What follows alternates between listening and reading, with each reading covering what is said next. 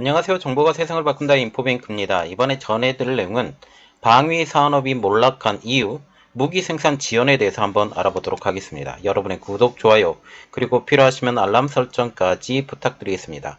지금 1991년 12월 16일, 이때가 소련이 붕괴했던 시기입니다. 이때 미국을 제외한 서방 세계의 강대국이 군비를 서서히 축소시키기 시작했고, GDP의 2%만이라도 군비에 지원을 해라라고 했던 나토의 규정까지도 지금 지키고 있는 나라가 미국을 제외하면 8개국밖에 되지 않는 현 상황입니다. 그리고 이제 폴란드가 여기에 뛰어들었죠. 소련의 붕괴 이후 서유럽 전통의 군사 강국들의 군사력은 많이 쇠퇴하였습니다. 이는 유럽 지역의 방위 산업을 몰락시키는 원인이 되었었는데요. 그러나 2022년 2월 러시아의 우크라이나 침공 이후 많은 무기가 필요했던 유럽은 이미 방위 산업이 몰락했기 때문에 무기 생산이 지연이 되고 있다라는 소리가 나오고 있습니다. 이 때문에 있는 무기 없는 무기 다 끌어다가 우크라이나에 대주고 있는 상황이죠.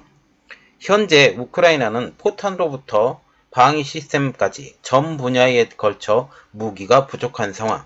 그러나 미국조차도 재고가 부족한 상황이어서 한국에서 이 포탄과 총알을 수입을 해야 된다라는 말이 나오고 있고, 이것을 수입하고 미국에 있는 것을 대체로 해서 우크라이나로 보내고 있는 상황입니다. EU 회원국들은 우크라이나에 무기를 공급하고 자체적인 국방력 강화를 하기 위해 침체된 방위 산업을 되살리려고 하고 있지만, 이게 하루아침에 살릴 수 있는 것이 아니어서 그것이 문제이고, 또한 지금 현재 방위 산업을 지원한다 할지라도 이 우크라이나 전쟁이 끝난 후에 상황이 어떻게 변하게 되게 될지 모르기 때문에 방산업계 자체도 투자를 지금 주저하고 있는 상황이라는 것이죠. 나토도 30일 내내 배치될 준비가 된 동맹군으로 구성된 부모의 규모를 30만 명으로 늘리려고 하고 있지만, 이에 지원할 고품질의 무기가 충분치 않는 상황이라는 것입니다. 현재 EU는 평화시대에 익숙해져서 방위 산업이 몰락한 상태로 우크라이나에 충분히 신속하게 무기를 공급할 수 없는 게 현재의 현실입니다. 자, 그래서 이번에 알아볼 내용은 방위 산업이 몰락한 이유, 무기 생산 지연입니다. 지금 현재 방위 산업의 몰락, 이것은 결국 우리나라 방산업계에 도움이 되고 있다는 그런 말이 나오고 있는데, 이것과 한꺼번에 이야기를 해드리도록 하겠습니다. 지난해 2월, 2022년이죠. 2022년 2월 러시아가 우크라이나 침공 이후 일진일퇴의 공방전을 벌이고 있습니다. 지금 바흐무트 지역에서 러시아군이 완전히 점령을 했지만 다시 바흐무트를 탈환한다라는 말이 지금 나오고 있는 상황이죠. 그리고 전방위적으로 이 군대를 몰아붙이고 있는 것이 현 상황입니다. 현재 전장에서는 하루 평균 러시아와 우크라이나는 서로 수만 발의 포탄을 발사하고 있습니다. 이는 현재 이 EU 동맹국이 제조할 수 있는 속도보다 더 빠르다라는 것이 문제입니다. 그래서 가파르게 포탄의 숫자가 줄어들려고 하고 있다라는 그런 이야기죠. 현재 러시아는 EU가 한 달 생산할 수 있는 양의 탄약을 우크라이나에서 한 달 만에 날려먹고 있다라는 것입니다. 나토 회원국 국방장관들은 올해 6월 155mm 포탄을 포함해 각 회원국이 보유한 전투에 필수적인 탄약의 권장 숫자를 크게 높이기로 합의했습니다. 블룸버그는 독일 국방부의 문서를 분석하면서 그들의 목표는 비밀이지만 독일은 현재 약 2만 발에서 2031년 23만 발로 재고를 10배 이상 늘리기로 한 것으로 보인다라고 발표를 했죠. 그런데 지금 현재 우리가 가장 크게 봐야 되는 것은 투자를 꺼리는 유럽의 방산 업체부터 알아보도록 하겠습니다. 이렇게 호재가 있음에도 불구하고 유럽의 방산 업체들은 투자를 꺼리고 있다라는 말이 나오고 있죠. 현재 우크라이나 상황만 보면 유럽의 방산업에 투자를 해야 되지만 유럽 방산업체는 투자를 꺼리고 있습니다. 현실은 소련의 붕괴 이후 평화 시대에 들어가면서 거의 모든 유럽의 방산업체는 규모를 줄이면서 거의 최소 상태로 가동하고 있습니다. 이 때문에 러시아의 우크라이나 침공 이후 급작스러운 주문 폭증에도 불구하고 대응하지 못하고 있고 생산력도 시원치 않다라는 것입니다. 그리고 문제는 전쟁이 종료한 후 상황을 생각하면 추가 투자는 어렵다라고 말하고 있는 것이죠. 너무 많은 투자를 할 경우 이 전쟁 이후 향후 수요가 사라지면 이 비용 자체가 매몰 비용으로 감당할 수 없기 때문입니다.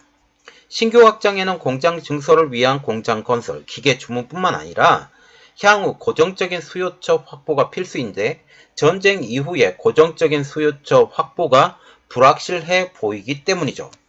2006년 나토에서는 회원국에게 최소 GDP의 2%의 국방비 지출을 합의했습니다. 나토 회원국 중 한 회원국이 공격을 받을 시 상호 서로 대응을 위해서였죠. 나토 헌장에 보면 이런 말이 나왔습니다. 나토 한 국가를 누가 침범을 하면 그 나토 침범 국가를 적으로 생각하고 같이 공동으로 대응한다. 이것을 위해서 최소 GDP의 2%의 국방비 지출을 합의한 것이죠. 그리고 2014년 러시아가 크림반도 합병 당시 나토 회원국들은 2024년까지 GDP의 2% 지출을 충족할 것을 촉구하는 서약을 서명한 것입니다.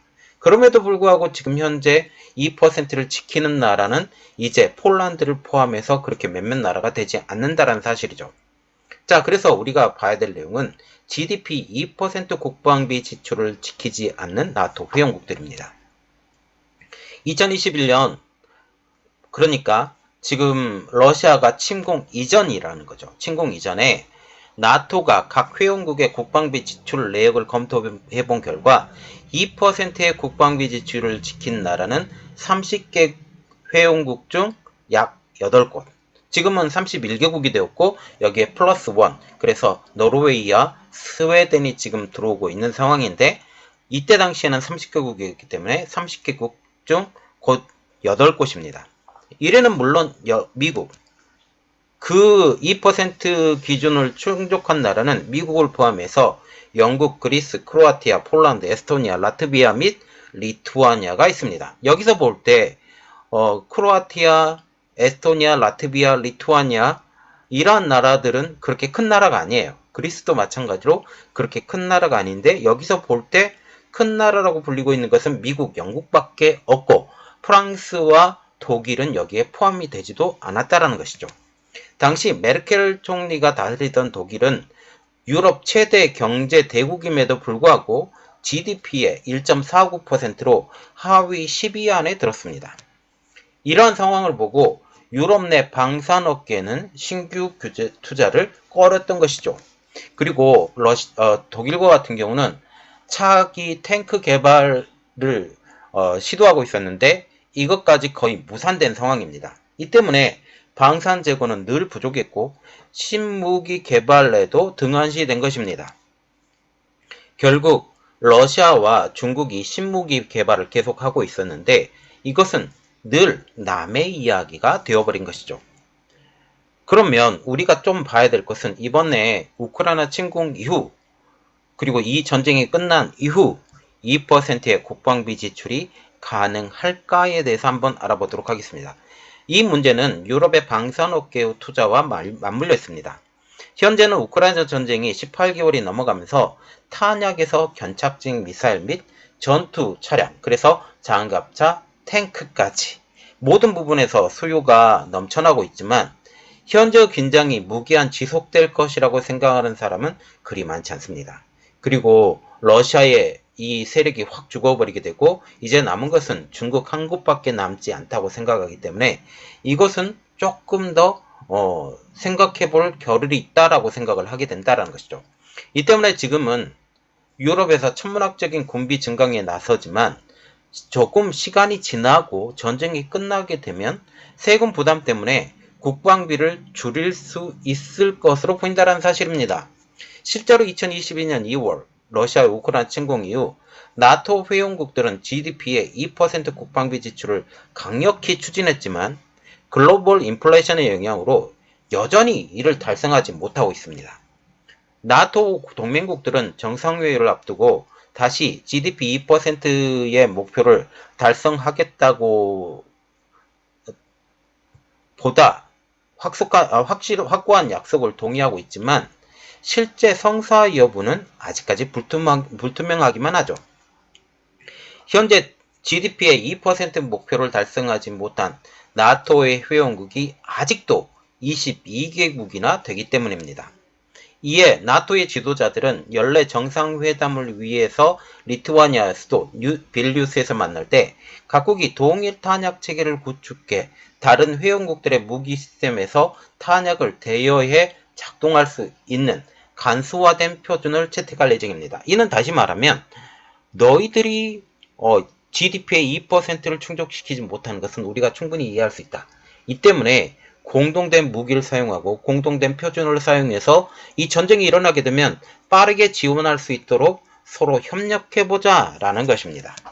한 EU 외교관은 일부 국가들은 미래에 무기가 필요할지 확신이 서지 않아서 장기 계약을 주저하고 있으며 이는 방위산업체들이 추가 투자를 기피하는 원인이 된다라고 말하고 있습니다. 숙련된 노동력, 주요 부품의 부족에 직면한 방위사업체들은 그간의 자체 투자로 생산을 최적화하거나 자산을 조달하는 데 최선을 다했다라고 말했습니다. 이는 지금 현재 이 수준에서는 이것이 최선이다 라고 말하고 있는 것이죠.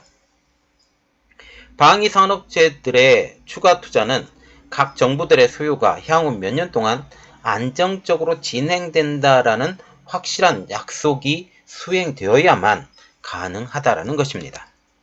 장기 계약 외에 정부가 확장된 생산에 대한 비용을 직접 지원하거나 그래서 지금 보조금을 투자하거나 이 에너지에 대한 우선 접근을 제공하는 등 추가적인 지원책이 있어야 한다라는 것입니다. 그리고 우리가 조금 더 알아봐야 될 것은 지금 우크라이나에 지원이 필요한데 이 지연되고 있는 무기 생산입니다. 이러한 여러 가지 배경에도 불구하고 현재는 무기가 잘 생산되고 잘 공급되어야만 합니다. 그것은 바로 우크라이나의 승리를 위해. 그러나 이 또한 상황이 녹록지 않다라는 얘기가 나오고 있습니다.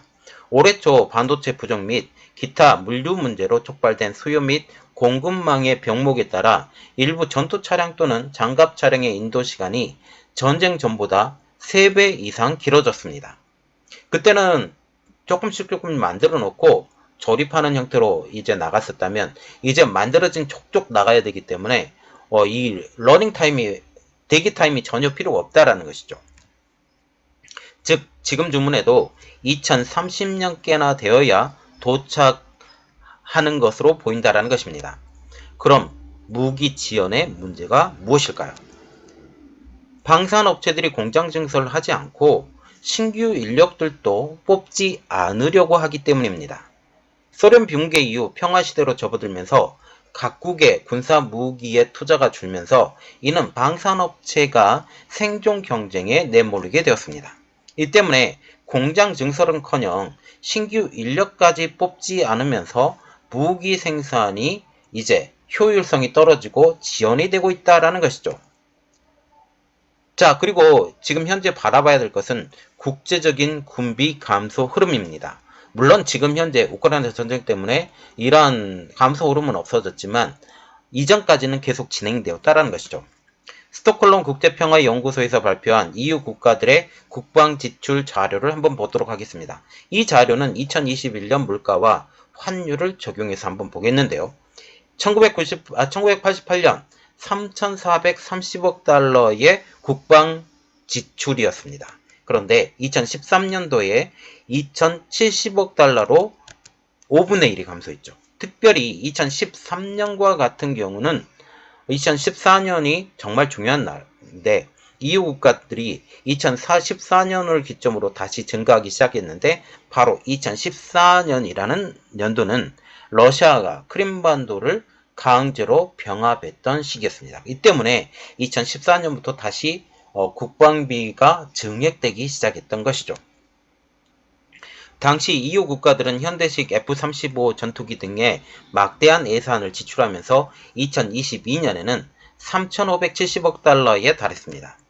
EU에서 만성적 국방비 과소 지출의 가장 극명한 예는, 그래서 국방비를 가장 적게 GDP 대비 사용하고 있는 가장 대표적인 나라는 바로 독일입니다. 2018년도까지만 해도 야전 장비, 차량, 항공기 부족이 너무나도 흔하기 때문에 독일 의회의 한 국방위원은 군대가 독일과 나토를 방어하는데 부적합하다고 선언할 정도였습니다. 이 때문에 트럼프 당시 대통령은 이렇게 말을 했죠. 독일, 너희가 우리 미국에 너무 많이 의지하고 있는 게 아니냐? 라고 말을 했던 것이죠.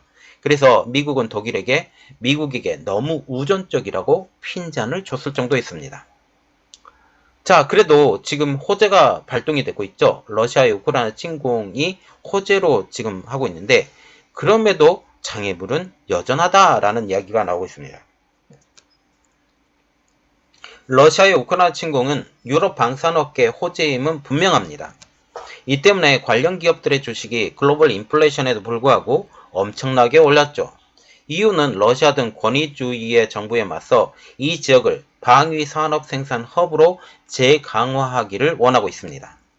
나토가 동북아까지 연결해 군사 동맹을 맺는 것도 이 때문의 일로 볼 수가 있죠. 그래서 유럽의 방산을 키우기 위해서는 아시아의 이러한 문제까지 연결해서 유럽의 방산을 키워야 된다라고 미국은 생각을 하고 있는 것입니다.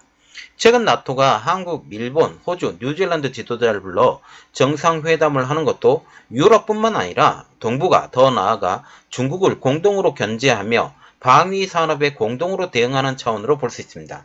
여기에 틀고 있는 나라가 바로 프랑스라는 사실이죠. 그러나 수많은 장애물이 있습니다. 첫 번째, 관료적 장애물. 두 번째로 보는 것은 숙련된 노동자의 수급, 세 번째로 보는 것은 부족한 재료 공급입니다. 첫 번째로 보아야 될 내용은 관료적 장애물입니다.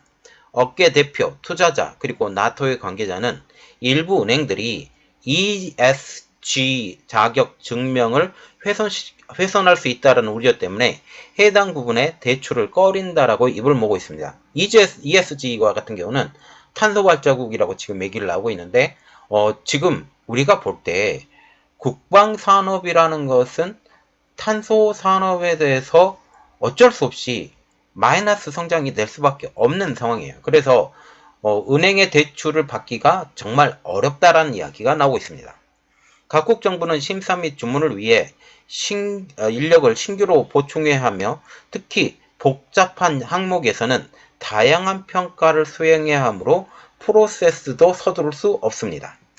예를 들어 독일의 경우 국방부는 2022년 약 7,500개의 155mm 포탄을 구매하는 2,500만 유로 이상의 주문에 대해서 의회 승인이 필요했습니다. 우크라이나 전황 때문에 하루도 채 걸리지 않아야 될 승인이 현재 몇 달이나 걸리고 있다는 사실이죠. 그리고 두 번째 보는 것은 숙련된 노동자의 수급입니다. 새로운 무기를 생산하려면 그리고 규모의 캐파를 키우려면 반드시 신규 인력이 필요한데 이를 현재 충원할 수 있는 방법이 없습니다.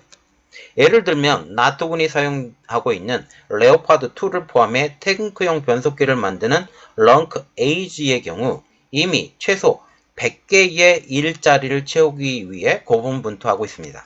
하지만 이들의 고용을 보장할 수 없다라는 게 회사의 입장이죠. 전쟁이 끝나면 근로자들을 이 훌륭하고 매력적인 일자리에서 해고해야 하기 때문입니다. 이 때문에 단기간 일할 수 있는 사람을 구해야 하는데 이는 근로자를 구하는데 어려움으로 다가오고 있습니다. 그리고 세 번째로 보는 것은 부족한 재료 공급. 이러한 난관에도 불구하고 여러 가지 난관이 있지만 이러한 난관에도 불구하고 EU 차원의 지원을 하며 독려를 하고 있습니다. EU는 최근 방산업체에서 제조 능력을 높일 수 있도록 지원하기 위해 5억 유로를 포함해 탄약과 미사일 생산을 늘리는 일련의 조치에 동의한 것입니다. 그래서 우리는 일정 기간 이 탄약과 미사일을 사주겠다라고 보증을 하고 이 5억 유로를 지원하기로 동의를 한 것이죠. 나토는 재고 수준에 대한 새로운 지침이 방산업체에 대해서 명확한 지원 약속, 그들이 가능한 한 빠른 시간에 생산을 늘려야 한다는 확신을 주기를 바라고 있습니다. 이번 러시아 침공은 향후 전쟁의 미래를 보여줬기 때문이죠. 미래의 전쟁은 우크라이나 전쟁을 비추어 볼 때 향후에도 1, 2차 세계대전과 같은 방공 시스템, 포병, 방대한 탄약으로 무장해야만 하는 상황이 되기 때문입니다. 이 때문에 EU도 우크라이나뿐만 아니라 향후 나토의 동맹국에게 가장 절실한 포탄 공급에 대해서 노력하고 있는 것이죠. 목표는 2023년 2월 초부터 1년 이내에 우크라이나에 최소 100만 발의 포탄을 보내는 것입니다. 첫 번째 목표라는 거죠. 그리고 이후의 목표도 포탄의 재고, 그리고 탄약의 재고, 이것을 충분히 갖추고 있어야 되겠다라고 생각을 하는 것입니다. EU 내에서는 매년 30만 개의 155mm 포탄을 생산하는데 이는 나토 포병용으로 가장 많이 찾는 포탄입니다. 그런데 155mm 대포 및 120mm 탱크 탄약을 만드는 독일의 라인메탈은 포탄 및 포탄 부품 생산의 중요한 재료인 추진체 분말 및 폭탄물의 공급 부족을 우려하고 있습니다. 이는 EU 내에서 추진체 분말에 생산할 수 있는 능력이 충분치 않기 때문이죠. 즉, 포탄 공급을 늘리려고 해도 늘리지 못하는 상황이 올 수 있다는 것을 의미합니다. 바이에른과 스위스의 생산시설이 두 곳뿐이며 해당 시설을 일주일 내내 불가동해도 그 수요를 아직까지 충족시키지 못하고 있는 게 현실입니다. 헝가리의 생산 능력 확장 외에 독일 동부에 새로운 추진체 분말 공장을 건설 위해 현재 독일 정부와 협의하고 있습니다. 라인메탈은 신속한 협상 추진을 위해 정부 보조금도 요구하고 있지만 건설이 시작되어도 공장 가동까지 최소 18개월이 걸릴 것으로 보고 있습니다. 그래도 불구하고 지금 추진하고 있는 것은 향후 지금 이번에 우크라이나 전쟁을 통해서 1, 2차 세계대전과 같은 점령 형식의 지금 전쟁이 계속될 것으로 보고 있기 때문이죠. EU 폭발물과 화약 용량이 바로 확장되지 않으면 EU와 우크라이나에서 급격하게 증가하는 포탄의 수요 충족이 매우 어렵게 됩니다. 그러면 우리가 이러한 여러 가지 상황을 볼 때 향후 유럽 방산업계의 미래는 어떻게 될까에 대해서 한번 알아보도록 하겠습니다. 소련 몰락 이후 EU가 평화의 시대에 접어들고 글로벌 경제가 심한 굴곡을 겪으면서 경제적 여유가 부족했던 EU 및 나토 회원국들은 전쟁 비용을 늘리는 데 소극적이었습니다. 이것들이 계속 누적되면서 EU와 나토는 러시아의 우크라이나 침공으로 자신들의 무기력함이 세계에 보여졌다는 것이죠. 이제 중국이 패권에 도전하면서 자유진영과 권위주의의 진영 사이에 그래서 신냉전이 일어나면서 지정학적 갈등이 점차적으로 고조되고 있습니다. 이제 자유진영의 한 축인 EU와 나토의 군비 증강 사유가 될 수가 있고 이는 장기적으로 유럽 내 방산업계의 성장에 자양분이 될 수 있을 것으로 보입니다.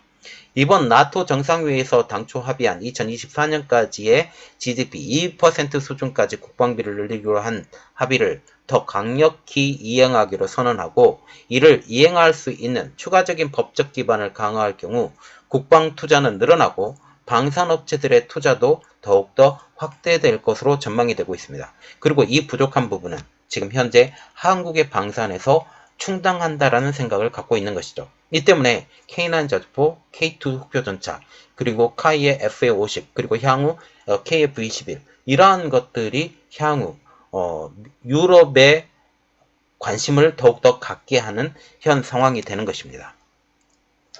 유럽 방산업계의 몰락, 이것은 결국 한국 방산업계에 큰 호조가 될 것이고 그동안 방산업계에 등한시했던 유럽이 이 기회를 잡지 못하는 상황이 됩니다. 그러나 그들 입장에서는 어쩔 수 없는 상황이었었죠. 유럽이 계속적으로 방산을 줄이고 있는 상황에서 투자를 지속할 수 없었고 이들은 일반적인 제품을 만드는데 더 노력했다라는 사실입니다.